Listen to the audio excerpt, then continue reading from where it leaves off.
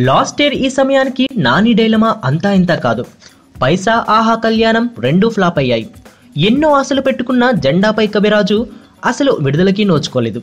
Background ఉన్న hero కాదు కాబట్టి పాపం అతని కెరీర్ ఏమవుతుందో అన్న కలవరం పుట్టింది నాని అభిమానుల్లో. కానీ ఈ ఏడాది ఎవడే సుబ్రహ్మణ్యంతో ఫామ్లోకి వచ్చేశాడి టాలెంట్ హీరో.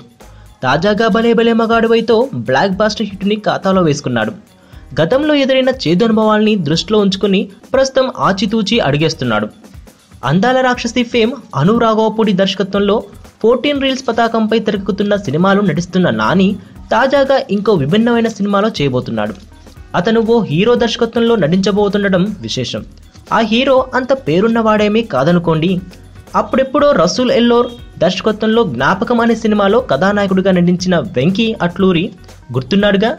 అతను ఆ తర్వాత మధుర శ్రీధర్ దర్శకుడిగా పరిచయమైన స్నేహగీతంలో ఓ కథానాయకుడిగా చేశాడు.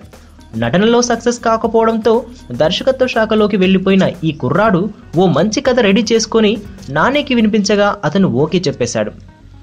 అను రాఘవపూడి చిత్రం పూర్తయ్యాక నాని నటించే సినిమా ఇదేనని సమాచారం.